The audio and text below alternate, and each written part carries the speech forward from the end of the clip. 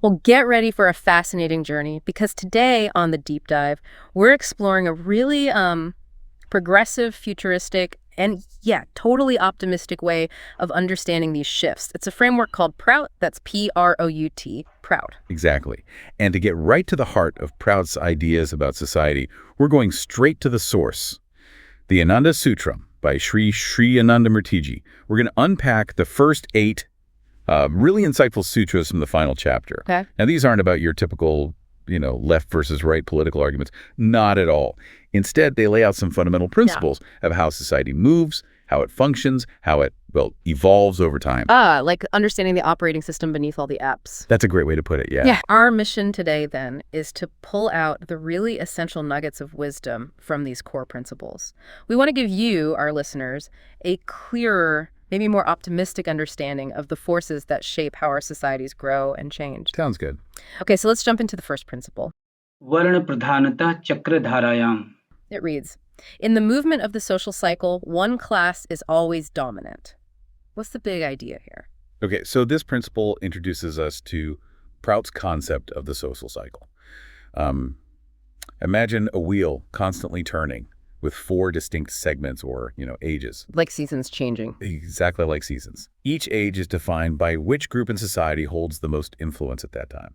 First up, we have the Shudra age. Shudra age. Yeah, think of it as the age of laborers, where the focus is really on physical work and the working class is central. Picture maybe early agricultural societies or the rise of industrial labor, that kind of thing. Got it. So the foundation is built on the hard work of laborers.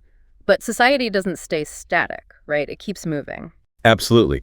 The cycle then moves into the Kshatriya age. Right. This is when warriors, administrators, those kinds of people take the lead. The leaders, the protectors. Yeah, those with strength, courage, organizational skills, they focus on protection, governance. Think of historical periods dominated by empires, military powers, or, strong centralized rule. Okay, so from hands-on labor, the focus shifts to leadership and protection. What's the next dominant force in the societal journey? Following the Kshatriya age, we enter the Vipra age. This is where intellectuals become the dominant force. Intellectuals, like thinkers, priests, philosophers. Exactly. It's a time when knowledge, philosophy, science, the pursuit of intellectual understanding are what primarily shape society. Think maybe the Renaissance or the Enlightenment, perhaps, where new ideas and discoveries drove huge shifts. Interesting. So it's like a progression from physical power to strategic power and then to the power of ideas. And what's the final phase before the cycle might start over? That brings us to the Vaishya age. This is the age of, capitalists and entrepreneurs. The money people. Pretty much, yeah. Those driven by commerce, trade, wealth creation. Here, economic activities and the accumulation of capital become the defining characteristics. Think of, the rise of global markets, the dominance of business and finance we see today, perhaps. So we've got this sequence. Laborers, warriors, intellectuals, capitalists, each taking their turn in the driver's seat, so to speak.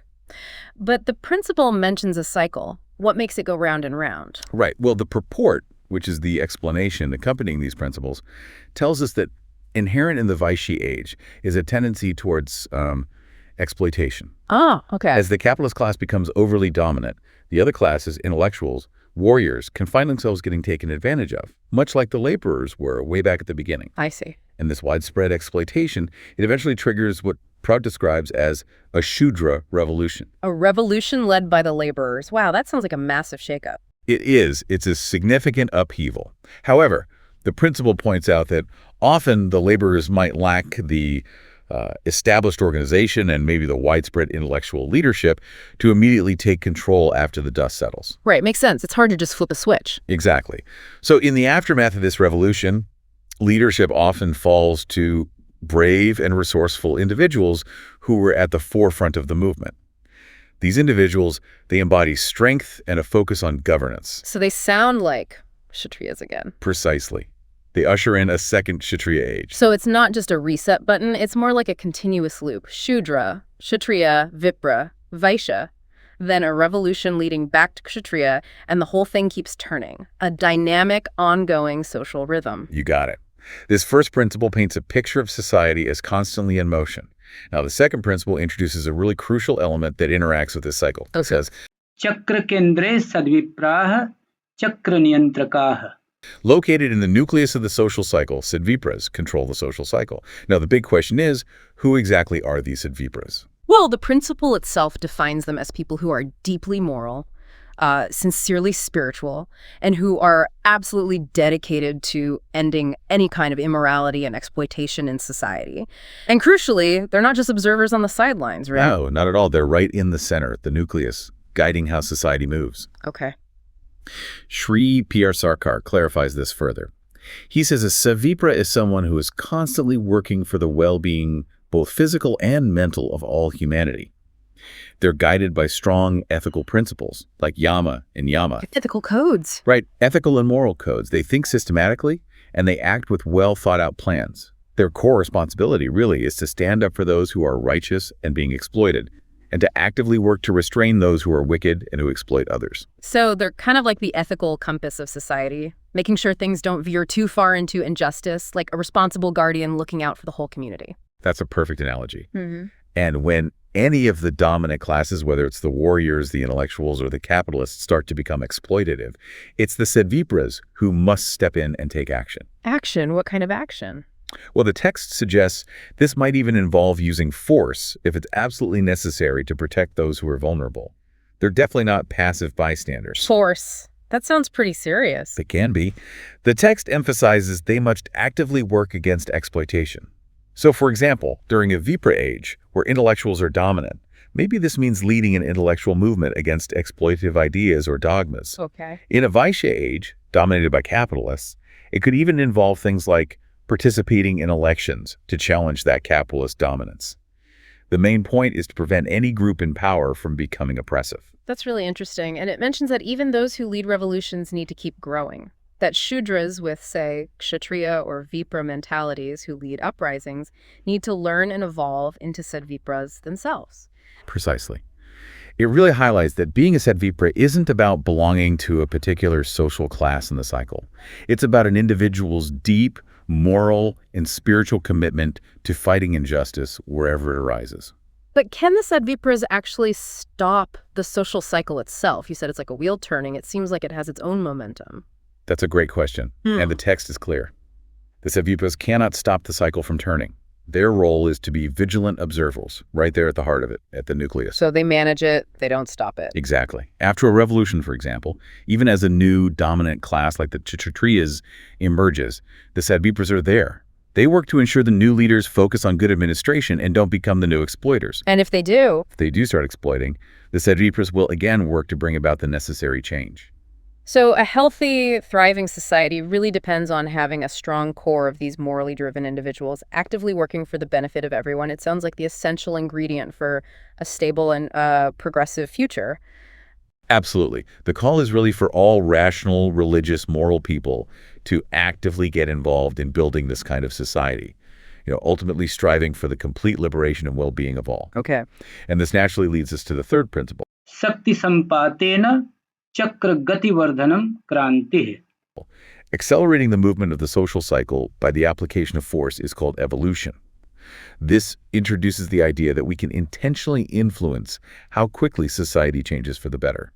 So we're not just watching the societal seasons change on their own schedule. This principle suggests we can actually give things a nudge, a push in a positive direction. How does this evolution work in practice? Well, the purport explains it like this. Yeah.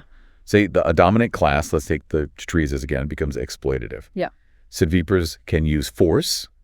And again, this isn't necessarily physical violence. It could be the force of organized action, powerful ideas, social pressure. Sure. They use this force to help bring about the next positive phase, like the Vipra age. This effectively speeds up the natural progression of the social cycle towards a time when intellectualism and wisdom are more dominant.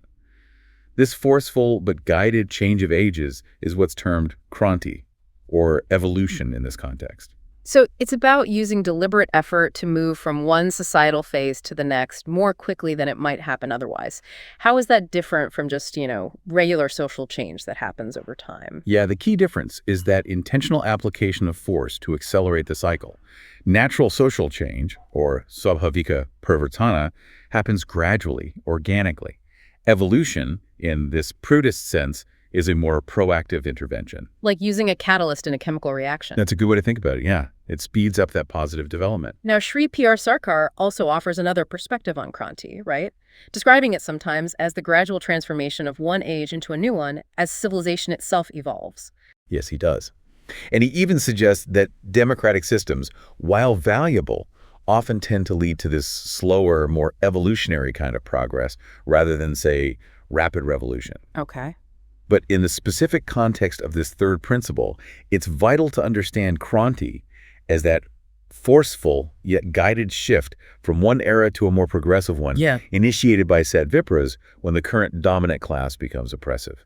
It's a way to consciously steer societal development. That makes a lot of sense. Now, the fourth principle seems to crank things up a notch. तीव्र शक्ति संपातेन गतिवर्धनम विप्लवः. Accelerating the movement of the social cycle by the application of tremendous force is called revolution. What's the key difference between this evolution and revolution? The crucial difference is right there in the wording, tremendous force. It's about the sheer intensity. Viplavah, or revolution, involves a large-scale, often widespread upheaval and a sudden, really dramatic acceleration of change. Usually during a big social crisis. Exactly, especially during times of significant social crisis. It's the application of that tremendous force to rapidly transform society. Tremendous force. That sounds like it could be a really turbulent, maybe even violent period. It certainly can be a period of significant upheaval. Sri P.R. Sarkar points out that revolution signifies a major turning point, a fundamental shift. But interestingly, he says it doesn't always have to involve bloodshed. Oh. He notes, though, that if a large number of the exploited people, the Shudras, have a more aggressive sort of warrior-like mentality, the revolution might indeed turn violent. Okay. On the other hand, he suggests a more peaceful revolution, perhaps through intense intellectual and ideological struggle, is possible if many of the aggrieved people have a more Vipra, or intellectual leaning. So the mindset of the people involved in the change really shapes how that change unfolds. That's fascinating. Absolutely. And the very word viplavah, its etymology, suggests a change that deeply affects both individuals and society as a whole, reaching right down to the deepest levels of our collective consciousness. So the goal is to break stagnation. Yes. The primary goal of revolution in PROUT is to break through stagnation and rapidly transition society to a more progressive age by fundamentally shifting how people think and act, changing the collective psyche. The text also mentions 3 different kinds of revolution: palatial, pyramidical, and nuclear. Does it explain those? It doesn't go into great detail right here, but the main takeaway is that all forms of viplavah share that characteristic of rapid, sweeping change. They effectively dismantle the old oppressive structures and establish something fundamentally new. Think of it like a sudden storm that clears the air, allows for new growth. Okay, so evolution is a more measured, guided acceleration, while revolution is a much more intense, rapid transformation. Now, what happens if someone tries to push things backward? Principle 5 talks about counter-evolution. शक्ति संपातेन विपरीत धारायाम विक्रांतिः. Reversing the movement of the social cycle by the application of force is called counter-evolution. That sounds like trying to row upstream, doesn't it? Exactly. It's a great image. Vikrantih, or counter-evolution, is a forceful attempt to reverse the natural progressive flow of the social cycle. Like trying to go back. Yeah, the example given is trying to establish, say, a Kshatriya age after a Vipra age has already properly begun.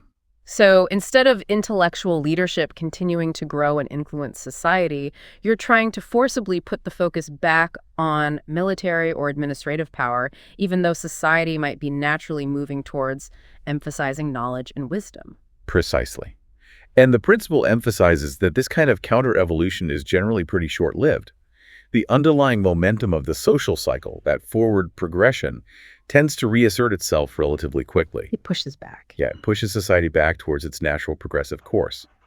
Sri P.R. Sarkar explains that counter-evolution can happen when a group, maybe driven by negative sentiments or outdated ideas, uses physical and mental force to try and turn the clock back, essentially. So it's like putting the car in reverse, but the road is sloped downhill. Kind of, yeah. It requires effort, force, but it's ultimately an unnatural and unsustainable direction against the flow. It's fighting the current. It sounds like a temporary setback then. Okay, so the 6th principle, counter-revolution. तीव्र शक्ति संपातेन विपरीत धारायाम prativiplavah. Reversing the movement of the social cycle by the application of tremendous force is called counter-revolution. Sounds even more forceful and maybe even less likely to succeed. You're absolutely right on both counts. Prativiplavah, or counter-revolution, is similar to revolution in that it involves a reversal, but it's achieved through an immense, overwhelming application of force, acting directly against the natural progression. And the text suggests it's even more temporary, more unstable than counterevolution. Yes, definitely. Sri P.R. Sarkar compares it to something like negative feedback in a cosmic cycle. It requires tremendous force or really intense political pressure to even attempt to push the social cycle backward like that. So if a revolution is like a powerful surge forward, a counter-revolution is like trying to violently slam on the brakes and throw everything into reverse gear. Sounds incredibly disruptive. Hugely disruptive and ultimately unsustainable. Precise. Yes. Now, let's maybe zoom out a bit and look at the bigger picture with the seventh principle. पुनरावर्तनेन parikrantih. A complete rotation of the social cycle is called peripheric evolution. This gives us a sense of the overall rhythm, the grand sweep of this societal change. Right, paracranti, or peripheric evolution. The text defines it as one full, complete cycle through all those dominant class ages we talked about, starting from the Shudra age and culminating in another Shudra revolution. It's like the entire societal wheel making one full turn. Bringing us back to a similar starting point maybe, but hopefully at a higher level of understanding or development. That's the idea. Sri P.R. Sarkar describes it simply as the completion of all four ages in their natural sequence, starting with the laborers. He also introduces a really interesting concept here called yuga sankranti. Yuga sankranti, age transition. Exactly, age transition. These are the intermediary periods, the sort of shifting sands between the end of one dominant age and the clear beginning of the next one. Ah, so it's not just like neat, distinct blocks of time. There are these fuzzy bits in between where one influence is fading and another is rising. Precisely. And one complete paracranti, one full rotation of the wheel, involves three of these crucial transition phases. Okay, so a full paracranti encompasses that entire journey. Shudra, Kshatriya, Vipra, Vaishya, revolution, and the transitions in between, like the Earth completing its orbit, maybe? That's a fantastic analogy. Going through all the seasons, eventually returning to a similar point, but having moved forward in time, Paracranti represents that complete grand journey of the social cycle. Okay. We've talked about the cycles movement, the moral compass guiding it, the forces that can speed it up or even try to push it back. Now, the eighth principle shifts our focus to something really fundamental about nature itself. वैचित्र्यं प्राकृतधर्मः समानं न भविष्यति. Diversity, not identity, is the law of nature. Equality can never be. Wow, that sounds like a really profound and actually quite optimistic statement about the inherent richness of everything. It really is. Vichitram, or diversity, is presented here as a core characteristic of what PROUT calls the supreme operative principle, basically, nature itself. Okay. This principle states that no two things in the entire universe are absolutely identical. Not our bodies, not our minds, not even, down to the smallest particles. This inherent diversity is seen as a fundamental and, frankly, beautiful aspect of existence. Like snowflakes. Or fingerprints. Exactly. Think about it, billions of people on Earth, yet every single fingerprint is unique. It's a powerful observation and, yes, a hopeful way to look at the world. So what's the implication of that? Well, the principle goes on to say that any attempts to force absolute equality, to try and make everything and everyone identical, actually go against this fundamental law of nature. Because nature thrives on variety. Precisely. Yeah. And because nature thrives on variety, such attempts to enforce uniformity are ultimately bound to fail. In fact, the text even suggests something quite deep, that the idea of making everything absolutely equal is linked, in a way, to the eventual destruction or dissolution of everything. Because true, absolute equality only really exists in the unmanifest state before creation. So seeking absolute equality in the created world is, in a sense, seeking a return to that unmanifest state, which is like dissolution. That's a really thought-provoking idea. Sri P.R. Sarkar elaborates on this, doesn't he? Saying prakriti, or nature, is the very force that creates variety's unique expressions. Yes, and he expresses a healthy skepticism about ever achieving, say, a completely equal distribution of wealth. He sees promises of that kind of absolute equality as maybe unrealistic boasting, given this natural tendency towards diversity and expression and capacity. Okay, but does that mean PROUT just accepts inequality then? No, not at all. And this is crucial. He makes a really important distinction between disparity or harmful inequality, adibhattabhava, and diversity in Vaishya. What's the difference in this view? He argues that while some systems might see disparity as natural, PROUT emphasizes diversity as nature's fundamental positive law. It's about celebrating the richness that comes from our differences, all rooted in a deeper underlying unity. Nature supports this beautiful diversity, this multiplicity. But it doesn't automatically endorse exploitation or huge gaps. Exactly. PROUT recognizes that as human beings, we naturally dislike extreme inequality. We have an aversion to it. And it's absolutely essential to ensure that everyone's basic minimum needs are met. So how does it balance the two? The diversity and the need for fairness?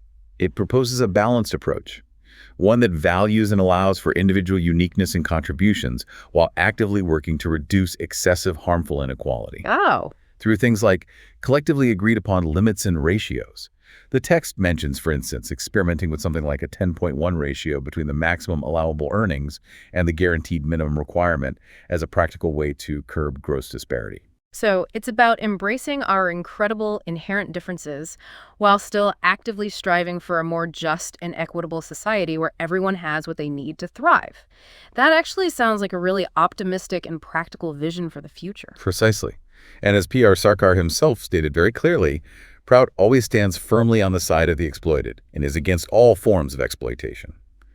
Right now, there's a particular focus on economic exploitation because poverty is so widespread. It's about celebrating diversity while actively, consciously working towards a more progressive and fair world for absolutely everyone. Okay, let's try and bring this all together. We've taken an incredible deep dive into these first 8 social principles of PROUT today. We started with that dynamic social cycle, right? The constant flow of dominant forces, laborers, warriors, intellectuals, capitalists. That ever-turning wheel. Then we learned about the vital role of said Vipras, those moral, spiritual guides at the very heart, the nucleus of this cycle, working against exploitation. Yeah, the ethical compass. We explored how we can consciously accelerate positive change through evolution or krantih, and even more rapidly through revolution or viplavah. Applying force for progress. While also understanding the temporary and ultimately unsustainable nature of trying to push things backward through counterevolution and counterrevolution. Rowing against the current, essentially. We saw the grand sweep of societal change in peripheric evolution or paracranti, that whole cycle completing itself. A big picture view.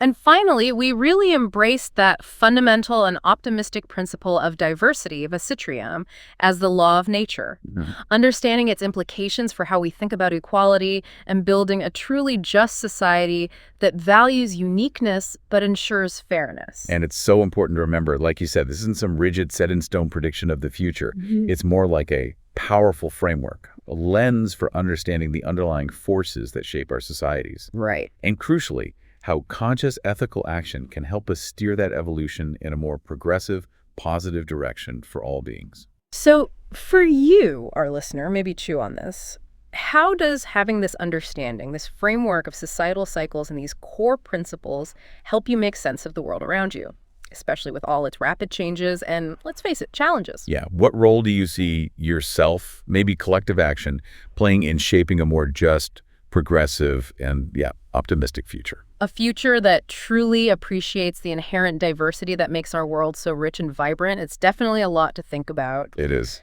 And we really encourage you to explore Ananda Sutram and the principles of PROUT further if this has sparked your interest to deepen your own understanding. Absolutely. Thanks so much for joining us on this really enlightening deep dive.